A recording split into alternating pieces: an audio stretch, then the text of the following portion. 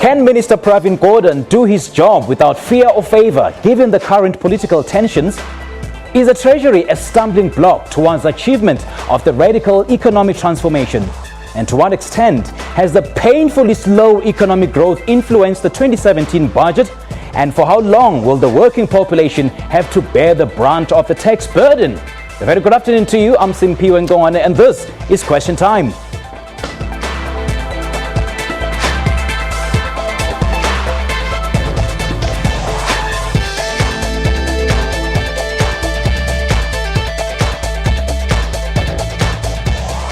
Hello and welcome to the show. My name is Simphiwe Ngongwane, standing in for Mphothelu. Now, Finance Minister Pravin Gordhan delivered his much anticipated budget speech just a few hours ago, and as expected, radical economic transformation, fiscal discipline, tax revenue and a slow economic growth were the dominant features of his address. Gordhan reiterated that a tough balancing act had to be reached as an effort to do more with less. And this year, revenue has lagged behind the economy, resulting in a 30 billion rand shortfall when compared with the budget estimate a year ago. Now, the budget comes in the wake of political speculation indicating that former Eskom CEO Brian Molefe is set to be sworn in as a deputy minister, of course with sources saying that Gordhan's job might be on the line. Last year, Gordhan had to deal with 27 questions from the Hawks while he was preparing to deliver the budget speech. Now, we are live, therefore you can call us and air your views on the following numbers at the bottom of your screens right now. It's 089 110 4210 or tweet us your comments. Our Twitter handle is @QuestionTime24. Now, my guests this afternoon are Israel Mkhize. He's a political economist, and joining us from our Hatfield studio is Dr. Somadoda Figeni, a political analyst. But then before we get into that discussion, let's now have a look at this clip by the Finance Minister. 95% of wealth is in the hands of 10% of the population. 35% of the labor force are unemployed or have given up hope of finding work. Despite our progress in education, over half of all children in grade 5 cannot yet read adequately in any language. More than half of all school leavers each year enter the labor market without a senior certificate pass. 75% of these will still be unemployed 5 years later. Our towns and cities remain divided, spatially and otherwise, and poverty is concentrated in townships, informal settlements, and rural areas.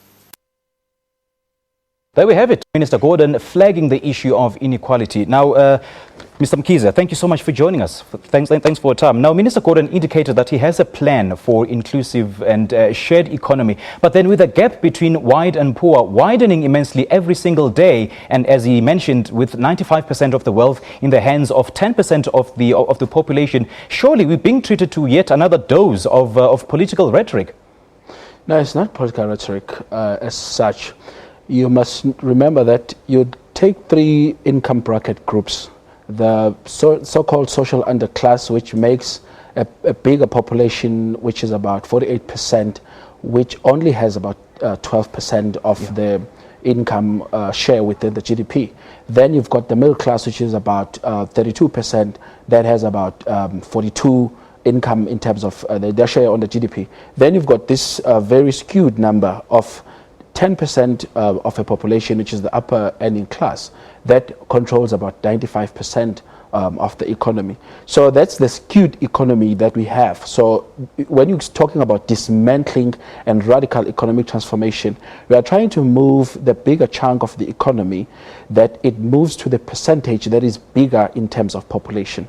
So the current things as they stand right now, if you compare the economy using the year-on-year ratio, for instance, last year, this time, the budget speech, the growth of the economy was projected 1.9. This time it's revised down to 1.3. The medium-term policy speech last year it said it went down to 0.5, which was less than a percentage. So it's a bit of a regressing environment, which is a result of a build-up from you go to the agricultural sector. Yeah. There's been a slump there because of obviously the rain issues and little subsidies. Then you go to the export sector, which has been greatly affected. We trade about 40% with Europe. When they're going through whatever they're going through, they didn't demand our commodities. So there was that commodity super cycle. America, as well as North America, as well as African trade partners, their demand in terms of export was quite low. Right, so a lot of companies were almost hit, and they went under liquidation. So that's the environment of the sluggish economic growth. All right. Now, Dr. Somadoda Figeni, very good afternoon to you and welcome to the show. Now, as you've heard Mr. Gordhan, do you think his plan for a more inclusive shared economy, will it see the light of day? Well, I do think that incrementally through some of the budgetary interventions and procurement, it will move towards being inclusive, but that will be incremental. If you wanted a radical transformation, it would need more than just tinkering with the edges of the budget, but rather dealing with the restructuring of the economy. For example, the issue of ownership of minerals and the mining industry. The fact that you do have dominant players in a sense of concentrated power in each one of the sectors, such as your banking, your mining, and many other sectors, mobile telephones and so forth. One needs to have a radical approach in restructuring that and limiting the concentration of wealth in fewer banks. And again, to deal with the apartheid geography, interventions would have to be literally overhauling many things and revisiting the manner we do budgeting. Now, Mr. Figeni, before we get to the bolts and the nuts of Mr. Gordhan's budget speech, now with the cloud of uncertainty hovering above his head, of course, as you know, with Mr. Brian Molefe being parachuted into Parliament and facing perhaps being awarded with a cabinet post, for instance, do you think this could be Pravin Gordhan's last budget speech? It's likely, given the current conditions, that you'll have a cabinet reshuffle. As to whether that will go straight to Treasury to remove Pravin Gordhan, which may have its own political backlash, or whether it would target Mcebisi John as his deputy, or whether Mr. Molefe might be taken to public enterprise or trade and industry and all other entities which are in the economic cluster, is yet something we are to learn about. But again, any cabinet reshuffle that simply target individuals here and there will not be a signal of radical economic change, but it will simply signal that you might still have factional patronage networks which are consolidating.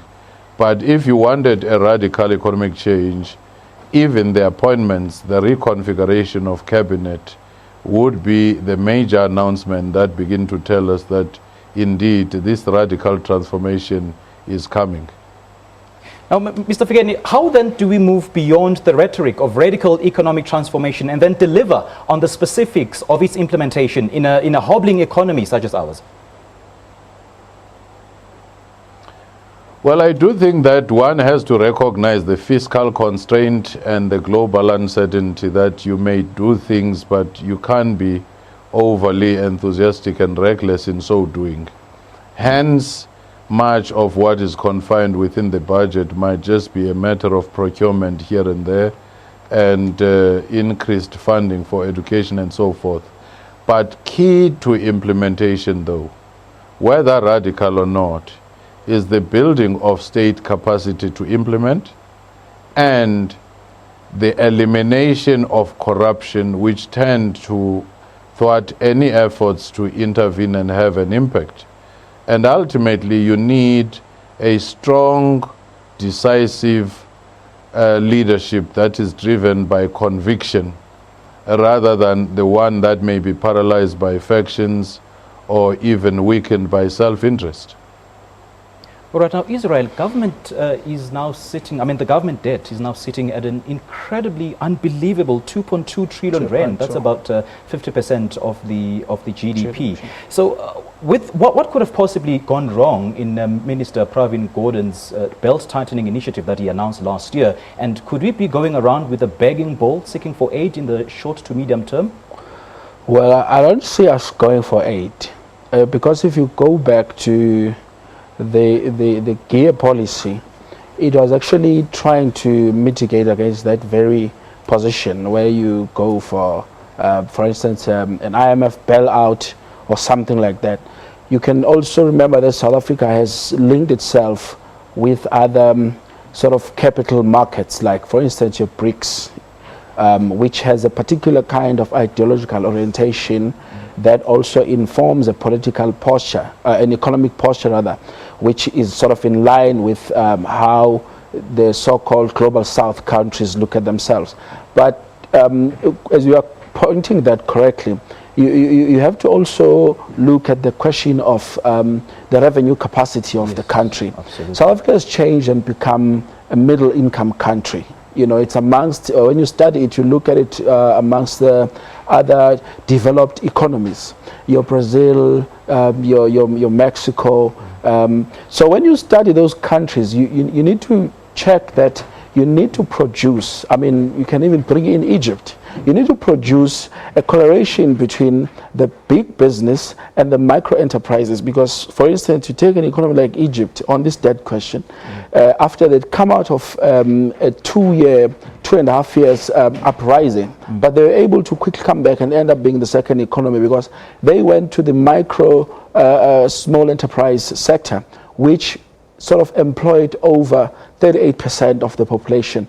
So that's where generation of wealth needs to go, because once you can have a thriving private and small medium enterprise, one, it absorbs a lot of labor. Number two, it increases the tax revenue base, so that when the government has to spend or increase its projection of spending, it's not increasing from taxing a particular class, like in this case, the people within the 1.5 million budget cap who will be taxed 45%. Okay, just hold your thought for a second there, and let's take our call. I've got Doogie on the line. A very good afternoon to you, Doogie. Thank you so much. Hi, Sipwe.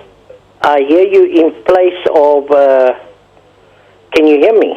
Yeah, I can hear you clearly. Go on. What's on your mind? Can you hear me? I can hear you clearly, Doogie. Thank you so much for your call. Go on. What I see happening, is we go in the same line as Zimbabwe, Venezuela. You can be lined up with all these other crowds of countries like Russia and China and the Brazil stories, but you're going down the same road.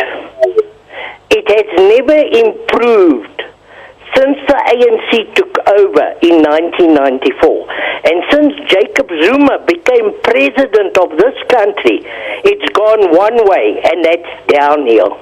And it's going to go downhill until you get rid of Jacob Zuma. That is your best thing, yeah. You can talk as much as you like. You can try and reason things out. Jacob Zuma and his cronies have got to leave.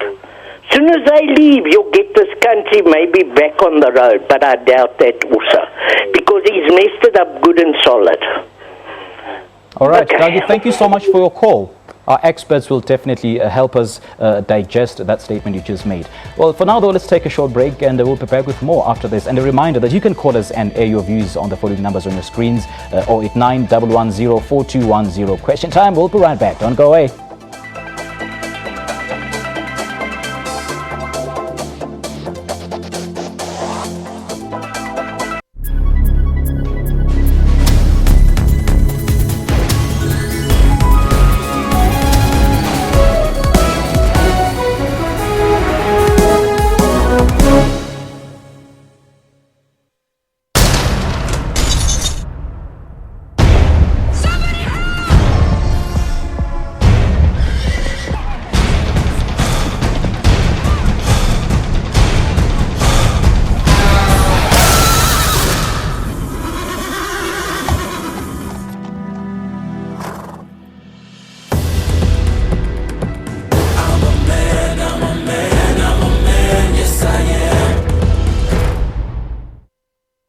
Look, we need to talk. I just need some space.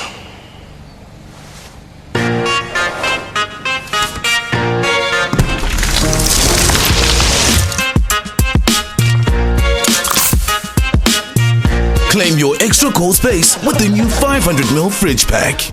The only way to pour the perfect beer, this professional barman would tell you, is into a glass tilted at exactly 45 degrees. Oh, bless you. Bless you, sir. Bless you again.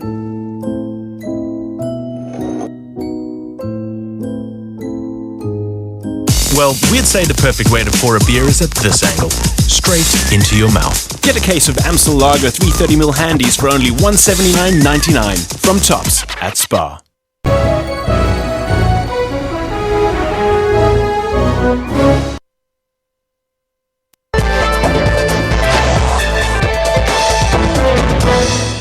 Welcome back. You're still watching A Question Time. My guests this afternoon are Israel Mkhize, a political economist, and joining us from my Hatfield studio is Dr. Somadoda Figeni, who is a political analyst. Mr. Figeni, it's back to you in Pretoria, and I'm sure you've heard our previous caller saying that South Africa is on course to becoming the next Zimbabwe. Do you actually agree to that school of thought?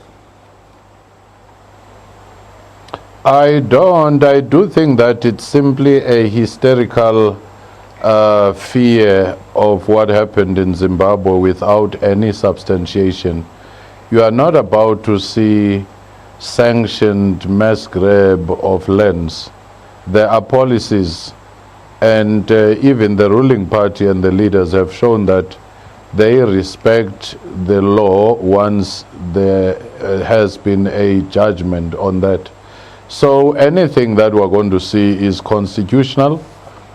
And also the other obsession with President Zuma, whilst he may have his fair share of weaknesses, is that if we take our eyes away from the structural challenges which have been there and which were created by the colonial and the apartheid past, we run a risk of getting another leader and still having the same cries for need for socio-economic transformation or even social disorder if such things do not happen.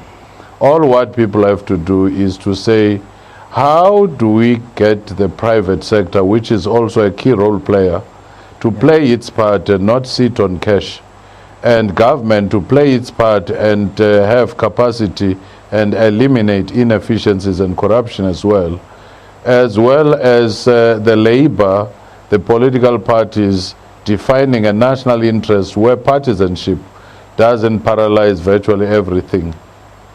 Now, having said that, Mr. Figeni, is Pravin Gordhan's speech likely to reposition South Africa as a preferred investment destination? Because all investors want in this country is a high return on investment, of course, aided by sentiment. And we all know that the markets are very sensitive to sentiment.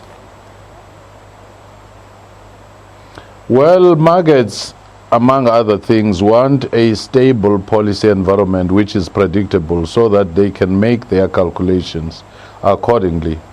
As long as you do have uncertainty in the ruling party and sometimes mixing and conflicting messages, as long as you do have the radical economic transformation not yet articulated in terms of policies, in some instances it's still intentions, as long as you have a policy turnover that you have seen in the past, they may see this destination as not being so stable. But the one thing, though, that we should say, in the past we used to say elsewhere is better, but the whole world now is volatile.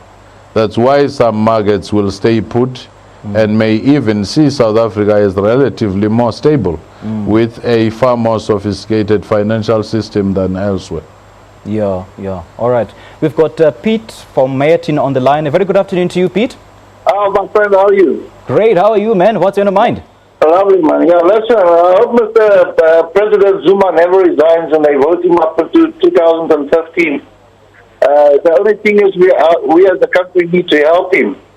And there is solutions, there is a way for radical economical transformation, but he just needs to help. I mean, there's a renewable energy called hydro that can generate 35 billion per day, but they don't know this and they don't know how to excite it. So if somebody can just talk to him and tell him, listen, there is a way, there is help, our country can go forward. We don't need to be in debt of 2 trillion and borrow 1.6 billion and pay back 1.6 billion. There is solutions, but they need help, and nobody wants to listen to this. All right, Pete, thank you so much for your time. Israel, do you want to weigh in on this? Yeah, I want to come in first on the sentiment and the sense of investor confidence. Okay. I think we are in a period of waking up to economics. Because now economics is playing out publicly, particularly with even the budget speech. Before the budget speech and the State of the Nation address would be during the day when everyone perhaps was at work, but now it's coming out to the household and it's discussed at household level. So now it's beginning to alert us to the basic fundamentals of the economy. What is disappointing to an extent is our short knowledge of the role of SABC, the Reserve Bank, for instance, and the kind of data that it collects. You may also even include your Stats SA. For instance, right now you've got the CPI sitting at 6.2%, which reflects the consumer confidence. That is important. That's one of the measures that talks to the stimulation of the economy. Are the consumers spending on the economy?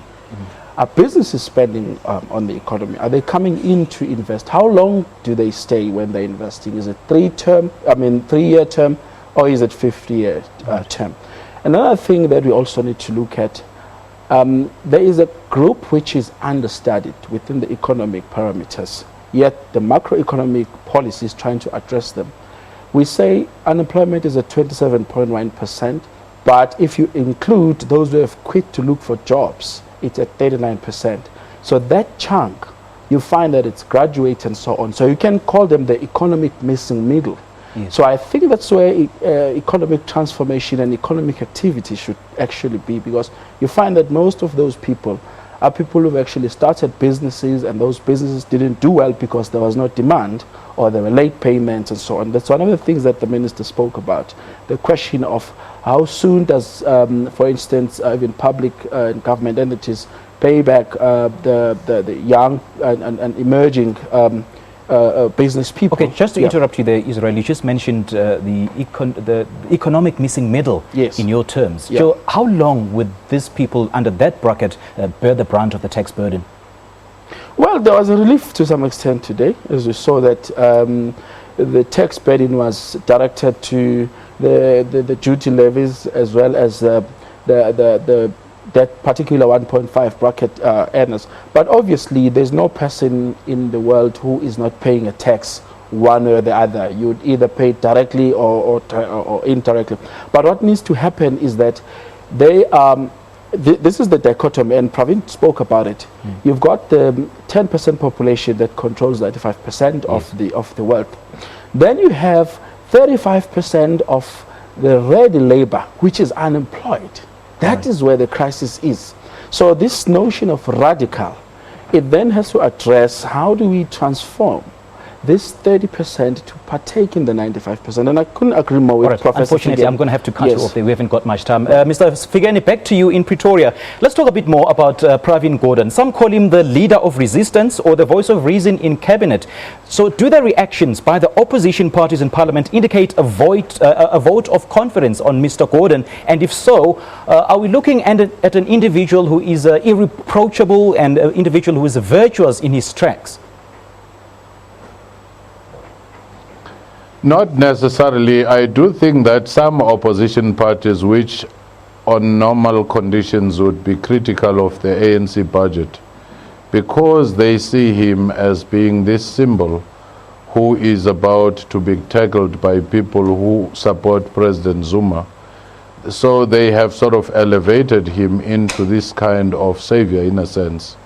And they would be less critical of his approach.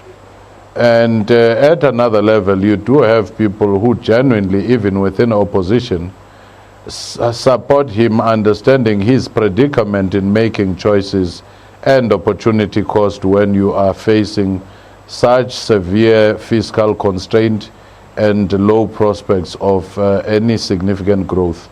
So to that extent, I do think that you do have within the ANC and outside the ANC those who support him, and of course those who would want to look for any weakness in order to say he's not implementing radical economic transformation without necessarily providing any clear solution as to how they would do that. All right, unfortunately, I have to close the show. But then in 20 seconds, do the politicians take cognizance of Pravin Gordhan's analogy of a lions, or rather of a team of lions bringing down a buffalo? I do think that they are too dizzy with factional politics to take note of any such adages, so that they may just take it as one of those things. It's a busy year, 2017. They are not going to be looking for idioms and proverbs, but they are looking for positions. Well, Mr. Figeni, thank you so much for your time. And Israel, just in 20 seconds, do you think the higher education allocation indicative of government's renewed commitment to serve people better? Well, it's good because it's now chunked in within the paradigm of a developmental state. We don't have time to explain that. Yeah. But we don't want people just to go to school to be developed into a labor class. All right. Ready to be exploited. But there has to be this intentional change agents, All right. sort of an approach towards that. Unfortunately, we have to end it there. Mr. Israel Mkhize, our economist, and Somadoda Figeni, a political analyst in Pretoria. Thanks to you two gentlemen for your time. It's been a pleasure having you on the show this afternoon. That was Question Time for today. A big thank you to my guests and for you at home for watching and for your participation in today's show. Thank you so much for watching. Till next time then, bye-bye.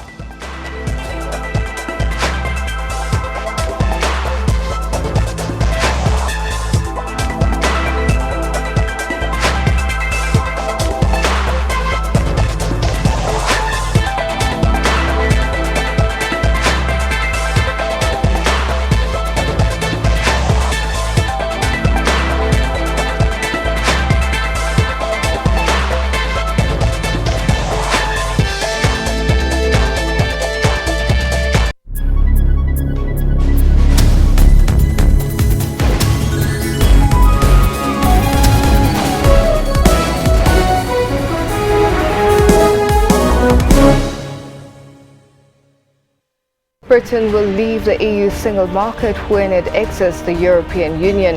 That's the word from Prime Minister Theresa May. I know there are some voices calling for a punitive deal that punishes Britain and discourages other countries from taking the same path. She has said leave the single market, then at the same time says she wants to have access to the single market. I'm not quite sure how that's going to go down. The Security Council received a firm rebuke from Israel's envoy, who labelled the Council's action as inspiration for terror. Ambassador Danon expressed hopes that the appointment of a new Secretary General would usher in a wind of change towards Israel at the world body, while he boldly declared hope in the new American president.